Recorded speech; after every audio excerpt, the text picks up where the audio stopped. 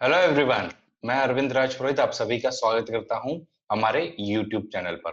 तो दोस्तों, 1 जुलाई को यूपीएससी ने एक चॉइस ऑफ सेंटर के लिए नोटिफिकेशन जारी किया है और इस नोटिफिकेशन ने जितने प्रॉब्लम सॉल्व करने थे उससे ज्यादा कंफ्यूजन्स क्रिएट करती हैं। जैसे कि ये चॉइस जो है वो सिर्फ प्रीलिम्स के लिए है या मेंस के लिए भी अवेलेबल है, या फिर मुझे 100% जो मैं सेंटर चाहता हूँ वो मिलने वाला है या नहीं मिलने वाला है। मुझे समझो कोई सेंटर चेंज नहीं करना है, मुझे मेरा डिफॉल्ट सेंटर ही रखना है। So do I need to refill the form और I need to just stay idle. इसी में एलिजिबिलिटी क्राइटेरियाज के बारे में भी बात की गई है और एक विड्रॉवल एप्लीकेशन के बारे में भी बात की हुई। तो चलिए इस शॉर्ट वीडियो में ये सारी की सारी चीजें यूपीएससी के नोटिफिकेशन के साथ में देख ही लेते हैं। तो गाइज, जैसा कि आप सबको पता है, कोविड-19 के चलते मल्टीपल स्टूडेंट्स ने यूपीएससी से रिक्वेस्ट की थी कि अगर हो सके तो उनका सेंटर जो है वो चेंज कर दो। तो जो यूपीएससी ने जो 31 मई को जो एग्जाम होने वाली थी उसको पोस्टपोन करके अब 4 अक्टूबर को कर दिया है। तो इसी के साथ में सेंटर ऑफ चॉइस चेंज करने के लिए भी मल्टीपल रिक्वेस्ट को उन्होंने एक्सेप्ट किया और उन्होंने फाइनली प्रीलिम दोनों, दैट इज सिविल सर्विसेज और मेंस और फॉरेस्ट की प्रीलिम्स, सिविल सर्विसेज प्रीलिम्स की फॉरेस्ट सर्विसेज की एग्जाम, ओके, तो दोनों की कंबाइन होती है। तो ये दोनों को भी इन्होंने चेंज करने के लिए एक्सेप्ट कर लिया है। ओके, जो रिक्वेस्ट स्टूडेंट्स ने मल्टीपल टाइम जो है वो दी हुई थी, तो उसको फाइनली सेंटर ने, आई मीन कमीशन ने डिसाइड किया कि उन लोग एक्सेप्ट करेंगे। दूसरी बात, इन्होंने सिर्फ प्रीलिम्स ही नहीं तो इवन मेंस के सेंटर को भी चेंज करने के लिए अलाउ किया हुआ है। तो अगर अब कैंडिडेट चाहते हैं दोनों भी, फॉरेस्ट सर्विसेज के लिए भी और सिविल सर्विसेज के लिए भी, तो कैंडिडेट अगर चाहते हैं तो वो अपना सेंटर जो है वो चेंज कर सकते हैं। बट इसमें एक कंडीशन लगाई हुई है और वो कंडीशन पढ़ना बहुत ज्यादा जरूरी है। this is subject to what, okay, कि change will be only considered against additional और enhanced capacity। अगर additional या enhanced capacity उस पर्टिकुलर सेंटर में एग्जिस्ट करती है तो ही आपको वो सेंटर मिलेगा। फॉर एग्जाम्पल, अगर आप में से कोई हैदराबाद सेंटर चुनना चाहता है या कोई पुणे का सेंटर चुनना चाहता है या कोई अहमदाबाद का सेंटर चुनना चाहता है, तो ऑलरेडी वहां पे 100 तो सीट्स भरी हो होंगी, ऐसा मैं एज्यूम कर रहा हूँ, ओके। बट अगर उनके पास में अगर वो 20 सीट्स और एडिशनल जनरेट करते हैं तो ही आपकी रिक्वेस्ट जो है वो यहाँ पे एक्सेप्ट की जाएगी। बकायदा इसमें से अगर कोई सेंटर चेंज करता है तो उसमें से ऑब्वियसली उतनी आपके लिए सीट्स अवेलेबल हो जाएगी।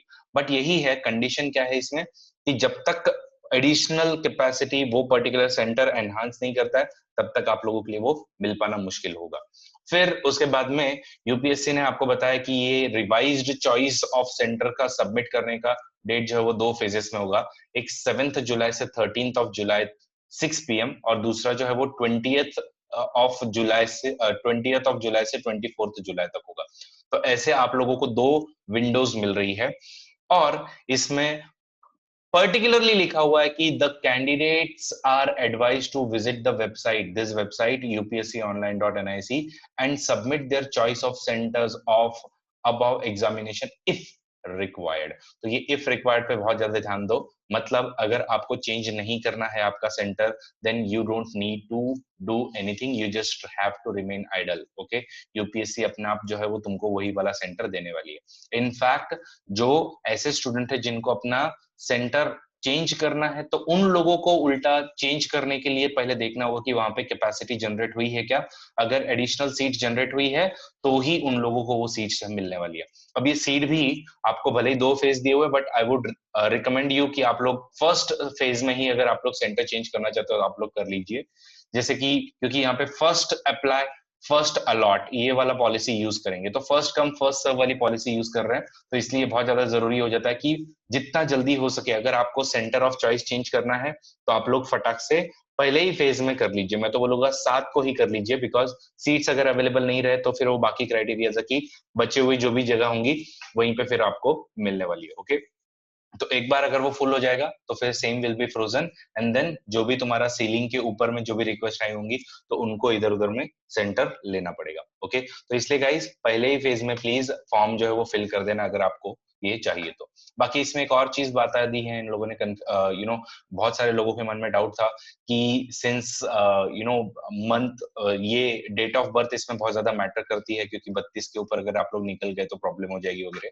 तो यहाँ पे यूपीएससी ने थोड़ा सा बताया कि जो तुम्हारे डेट एज इन जो पहले नोटिफिकेशन का जो तुम्हारा डेट आया था एग्जाम नोटिफिकेशन का, तो उसी डेट के अकॉर्डिंगली तुम्हारे सारे के सारे एलिजिबिलिटी क्राइटेरिया जो है वो रहने वाले हैं। तो आप लोगों को कोई भी फिक्र करने की जरूरत नहीं है। और दूसरा, अब यूपीएससी, बिकॉज क्या होता है मल्टीपल स्टूडेंट जो फॉर्म फिल करते हैं और उसके बाद में उन लोग एग्जाम के लिए नहीं जाते हैं, तो उनको विड्रॉवल का विंडो नहीं मिल पाता है। तो इसके लिए यूपीएससी ने एक नया चीज अभी चालू किया हुआ है। तो 1 अगस्त से 8 अगस्त तक, समझो आप लोगों ने अपना सेंटर ऑफ चॉइस वगैरह चेंज भी कर लिया है, फिर भी अगर आप लोग चाहते हो कि हम यूपीएससी का अटेम्प्ट नहीं देना चाहते हैं, ओके, तो फिर आपको ये विड्रॉवल की डेट जो है वो मिलने वाली। तो आपको अगर एप्लीकेशन पीछे लेनी है तो आप ले सकते हो, यही बस यहाँ पे क्लियरली दिया हुआ है। लेकिन याद रखना, एक बार अगर कैंडिडेट ने विड्रॉवल कर दिया अपने एप्लीकेशन का, तो फिर वो फ्यूचर एज इन इस एग्जाम साइकिल के फ्यूचर में वो वापस से कभी भी एंटर नहीं कर सकता। तो आई होप आपको वीडियो पसंद आया होगा और आपको सारी की सारी जानकारी मिल गई होगी कि क्या करना है और क्या नहीं करना है।